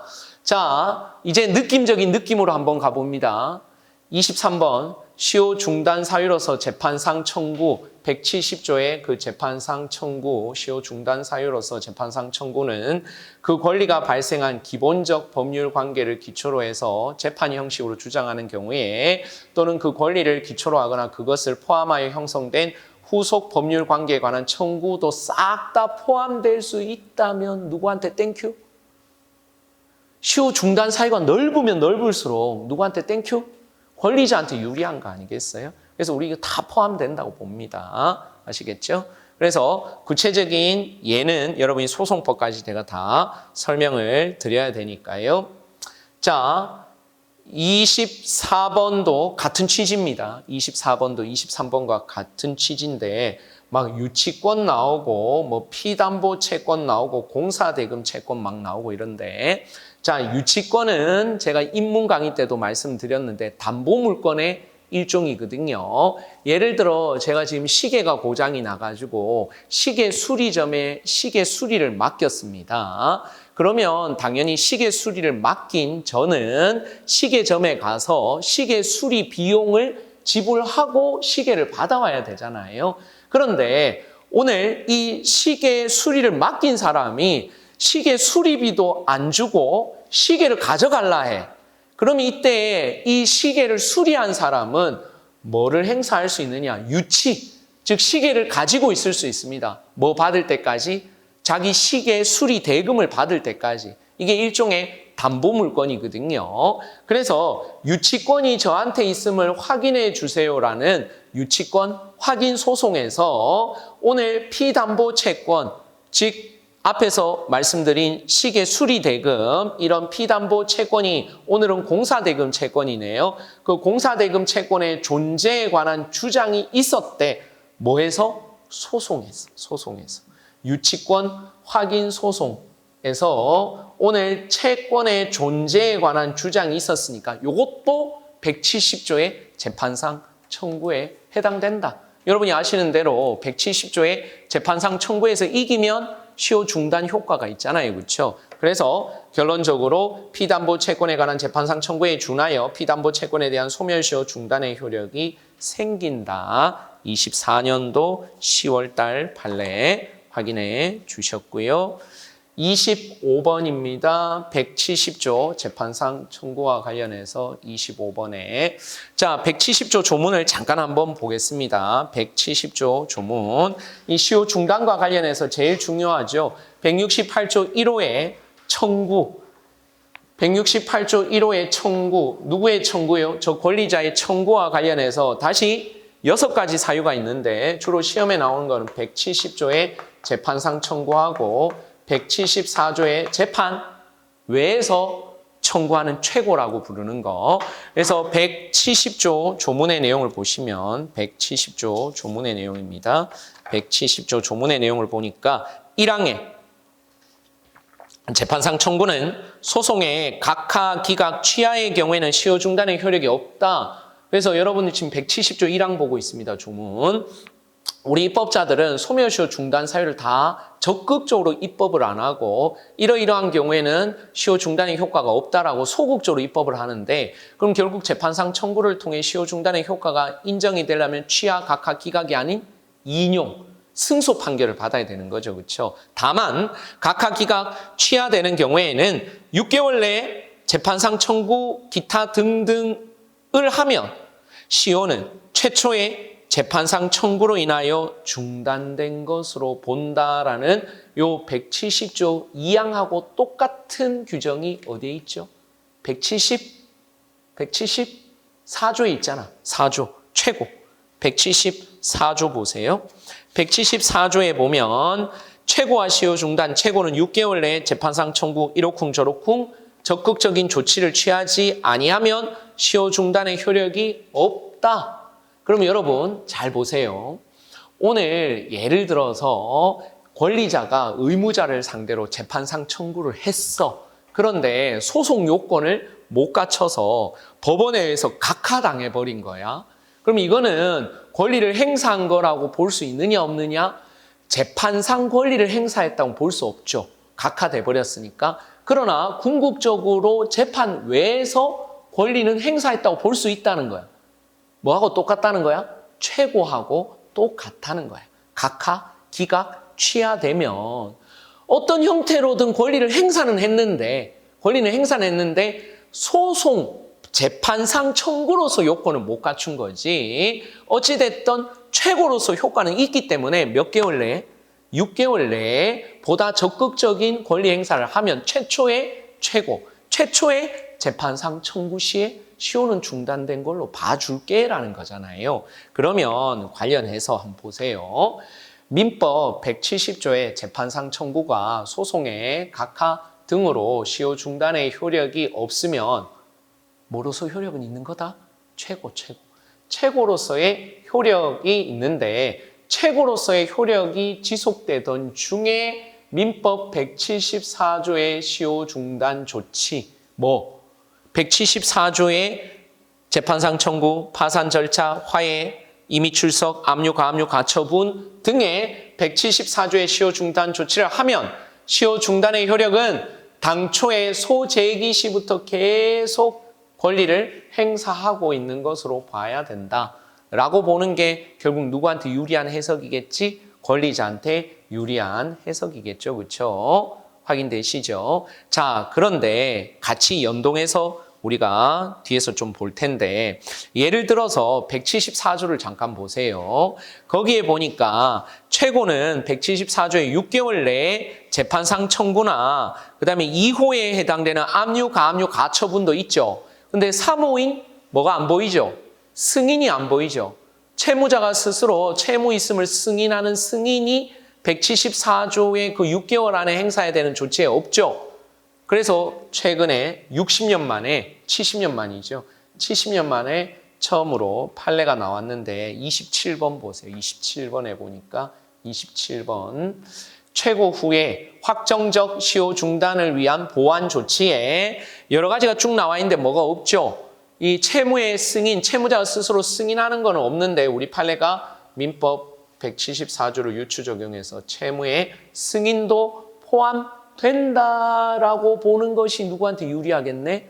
권리자한테 유리하겠네. 그렇죠? 그래서 채무의 승인은 포함된다고 할 수 없다. 틀린 지문이 되겠습니다. 틀린 지문 확인해 주시고요. 그 다음에 이게 민사소송법 쟁점이긴 하지만 판례가 엄청 많이 나오는 쟁점인데 일명 일부 청구와 시효 중단입니다. 일부 청구와 시효 중단은 판례가 엄청 많아요. 자, 일부 청구와 시효 중단과 관련해서 좀 설명을 드리겠습니다. 칠판을 보시면 오늘 갑이라는 사람이 을을 상대로 손해배상을 청구하는데 이 갑이 생각하는 손해액은 10억이었어요. 근데 이게 소송 가액이 너무 크잖아요. 그러면 이 기본적으로 만약에 소송을 제기했다가 지면은 소송 비용은 진 사람이 다 부담을 해야 되기 때문에 그리고 거기에 따르는 변호사 비용도 올라가요. 그래서 확실하게 받을 수 있는 것만 일단 받아야 되겠다 해서 소장에 이렇게 썼어요. 판사님, 제가 을한테 폭행을 당해가지고 이때 손해액이 10억인데 10억 중에 일단은 제가 명확하게 입증할 수 있는 2억 원을 일단 먼저 청구합니다 라고 명시했어요. 즉 일부 청구임을 명시했죠. 일부 청구를 명시했습니다. 그래서 이겼어요, 여러분. 2억 원 받아냈습니다. 그럼 이때 소멸시효가 중단되는 재판상 청구는 10억이야, 2억이야? 오늘 지금 실제 소송에서 막 다투고 있었던 거는 궁극적으로 10억이야, 2억이야? 2억일 거 아니에요. 판사님이 일단 제가 2억부터 지금 청구합니다. 그래서 2억에 대해서 주장하고 막 항변하고 했는데 2억에 대해서 승소 판결을 받았다니까요. 그럼 2억에 대해서는 170조에 따라 시효가 중단된 거잖아요. 승소 판결 받았으니까. 근데 문제는 8억이야, 8억. 이 8억은 재판상 청구한 적이 없는 거야. 이해되세요? 그러면 8억은 재판상 10억 중에 2억이라 그랬으니까 재판상 청구한 적은 없어도 분명히 판사님 제가 피해액이 10억인데 말이죠. 그중에서 2억을 재판상 청구한다라고 했으니까 8억은 일종의 재판 외에서 권리를 행사한 최고라고 보는 거예요. 아시겠어요? 그래서 174조의 최고니까 그러면 지금 승소 판결 받았죠? 그러면 승소 판결 받은 날로부터 요 8억에 대해서 재판상 청구를 하잖아요.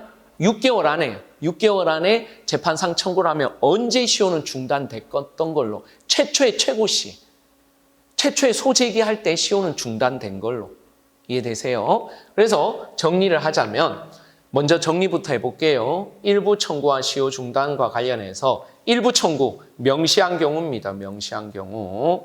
나머지 부분에 대한 시효 중단의 효력이 없다. 저 8억 원은 원칙적으로 재판상 청구로 시효 중단의 효력은 없습니다. 그러나 비록 일부만을 청구한 경우에도 그 취지로 봐.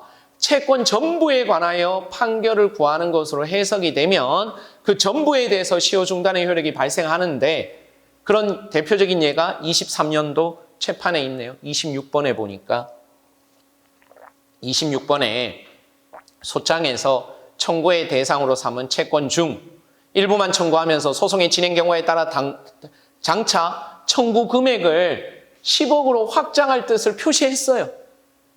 지금 일단은 2억을 청구하는데 지금 소송 진행되는 상황을 보고 제가 청구 금액을 얼마로 확장할게요, 판사님? 10억으로 확장할게요. 하고 종료될 때까지 실제로 청구 금액을 확장했어요. 그러면 소제기 당시부터 채권 전부에 관하여 재판상 청구로 인한 시효 중단의 효력이 발생합니다. 처음에 소제기할 때는 2억으로 했다니까요. 근데 분명히 소송 진행 과정에 따라 얼마로 확장하겠다, 10억으로 확장하겠다. 근데 실제로 확장했어. 그러면 이 경우에 10억 전부가 재판상 청구한 걸로 시효 중단된 걸로 봅니다. 그런데 만약 그게 아니라 청구 금액을 확장할 뜻을 표시는 했는데 당해 소송이 종료될 때까지 실제로 청구 금액을 확장을 안 했어. 확장을 안 했다 그러면 저 8억 원은 재판상 청구를 한 건 아니지. 하지만 어찌됐건 10억 중에 2억이라고 했으니까 권리는 행사했다고는 보는 거예요. 재판 외에서. 최고라고는 보는 거예요.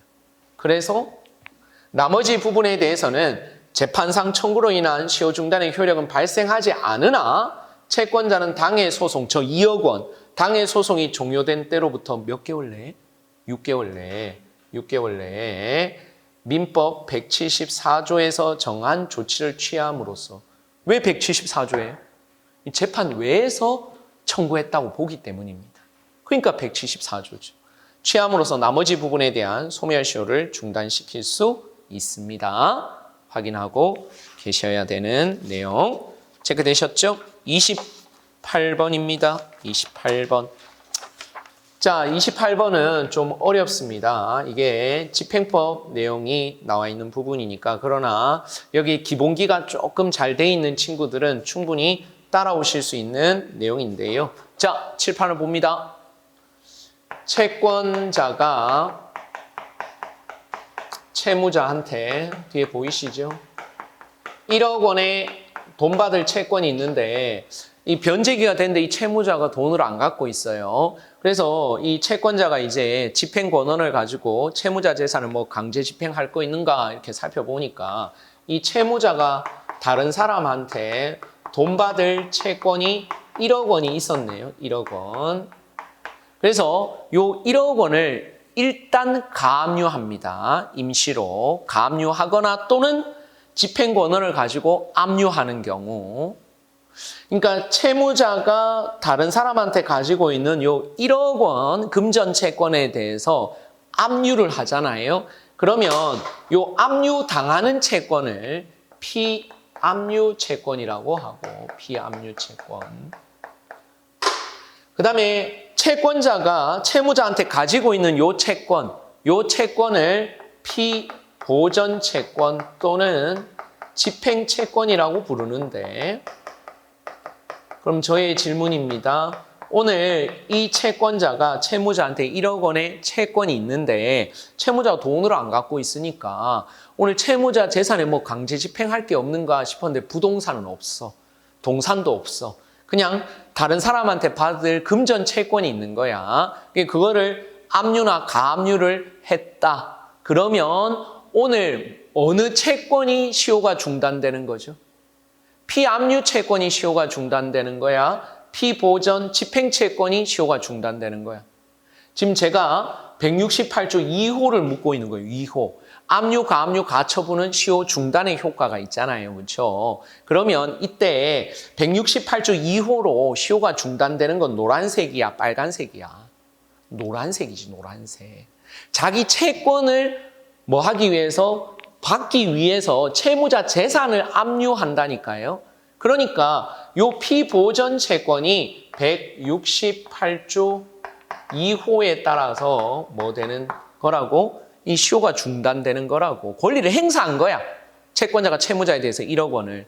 아시겠어요? 그런데 보셔요. 28번입니다. 채권자가, 그럼 갑을 병으로 해볼게요. 갑을 병. 갑을 병. 오늘 갑이 을의 병에 대한 채권을 압류할 당시 이렇게 돼 있죠. 압류할 당시에 뭐가 없어? 피압류 채권 1억 원이 없었대. 없어도 집행채권, 저기 1억 원, 저 집행채권에 대한 권리행사로 볼 수 있어서 특별한 사정이 없는 한 압류 집행으로서 뭐가 시효 중단된다? 집행채권이 시효가 중단되는 겁니다. 몇 호에 따라서요? 168조 2호.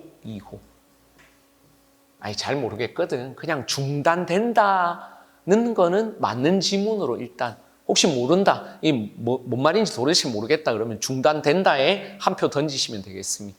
168조 2호입니다. 2호. 근데 똑같은 판시입니다. 지금 25년도 저번 달 판례인데 옛날부터 사실 나왔던 판례이기 때문에 여러분이 체크하셔야 되는데요. 28-1 압류 명령 정본이 제3채무자한테 송달되거든요. 압류가 되면 제3채무자 집에 송달이 된다고. 송달될 당시에 피압류 채권의 발생에 기초가 되는 법률 관계가 없어서 피압류 채권이 존재하지 않으면 압류의 효력이 없어요. 압류의 효력이 없다고. 효력이 없으면 저 압류가 시효 중단 효과는 이제 없어진다는 거야. 그래서 특별한 사정이 없는 한 압류 명령이 제3채무자한테 송달로서 개시된 집행 절차는 이제 끝나고 시효 중단 사유도 종료가 되어서 이제 새롭게 그때부터 시효가 진행이 되는 겁니다.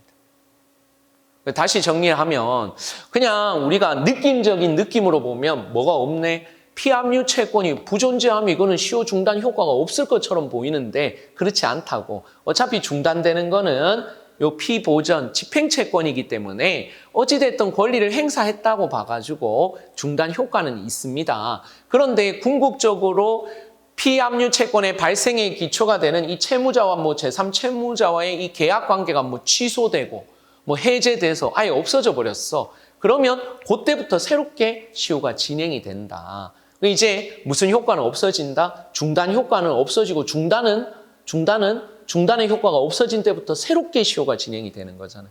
확인되시죠?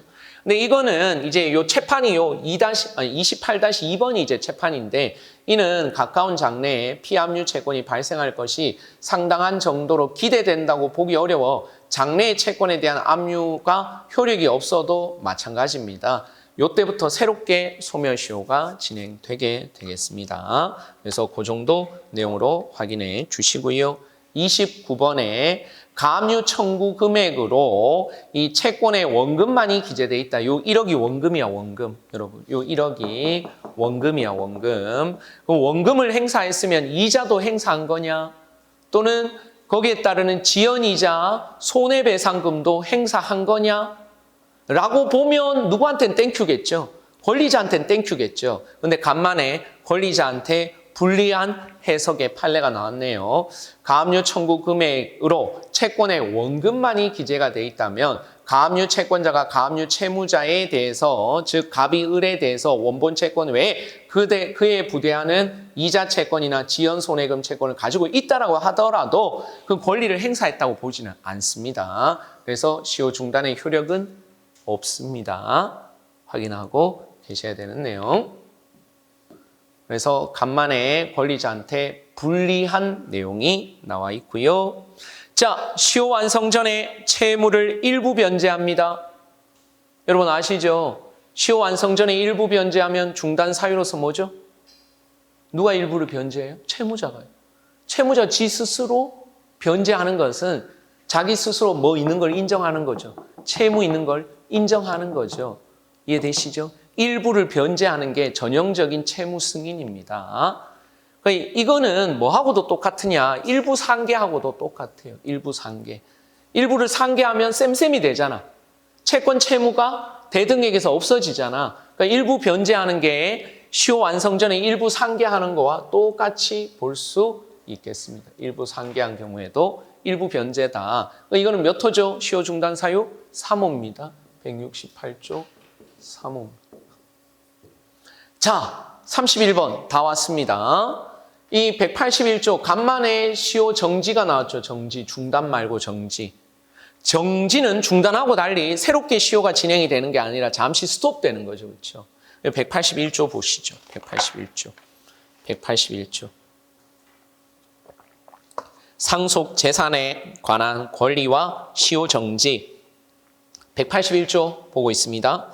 상속 재산에 속한 권리나 상속 재산에 대한 권리는 상속인의 확정, 관리인의 선임 또는 파산 선고가 있는 때로부터 6개월 내에는 소멸시효가 완성하지 않는다. 그래서 관련해서 179조도 6개월, 180조도 6개월, 181조도 6개월인데 182조의 천재 기타 사변은 1개월이죠. 그렇죠? 뭐 이런 것들 지금까지 시험에 잘 나왔는데 그래서 181조에 따르면 이러쿵저러쿵을 정하고 있는데 여기서 상속인의 확정은 상속인의 존부가 불분명하거나 또는 소재, 생사 불분명인 경우에 상속인이 확정된 경우뿐만 아니라 상속의 포기 승인, 한정 승인 여부가 확정되지 아니하다가 상속의 승인에 의해서 상속의 효과가 확정된 경우까지 포함한다. 이게 무슨 말이냐면 아버님이 빚만 잔뜩 남겨두고 돌아가셨어요. 빚만 잔뜩 남겨두고 그러면 기본적으로 피상속인의 채무가 많다. 그럼 상속인 입장에서 뭐 하고 싶겠지? 상속을 포기하고 싶겠지. 권리와 의무를 동시에 받는 게 상속인데 아버님은 권리는 없어. 채권은 없고 부동산도 없고 빚만 채무만 있어. 그러면 포기하면 되고요. 맞죠? 근데 아버님이 재산이 많아. 채무는 별로 없고 그러면 단순 승인하면 되는 거고요. 근데 이제 경우에 따라 아버님이 숨겨둔 재산이 있는지 없는지 잘 모르겠다 그러면 한정 승인하면 되는데 요거는 상속 개시됨을 안 날로부터 가족법에 보면 몇 개월 안에 하라고 돼 있느냐 하면 요 개월 안에 3개월 안에 하라고 돼 있어요. 그러니까 3개월 동안에는 포기할 수도 있고 단순 승인할 수도 있고 한정 승인할 수도 있거든. 그러니까 그 기간 동안에는 뭐가 정지돼야 되겠다고요? 소멸시효가 정지돼야 되겠다고요. 그래서 3개월 동안 확정되지 아니하다가 상속의 이제 승인 등에 의해서 상속의 효과가 확정되는 경우도 거기 181조에 포함이 된다라고 봅니다. 확인하고 계시면 되겠네요. 이것도 가족법의 내용을 아셔야 되는 내용이라. 자, 2개 지문 보고 수업을 마치죠. 소멸시효 완성으로 소유권 이전 등기 청구권, 이거 매매계약이라고 하면 소유권 이전 등기 청구권은 매수인이 가지는 거야, 매도인이 가지는 거야? 매수인이죠. 매수인이 가지는 소유권 이전 등기 청구권 몇 년짜리야?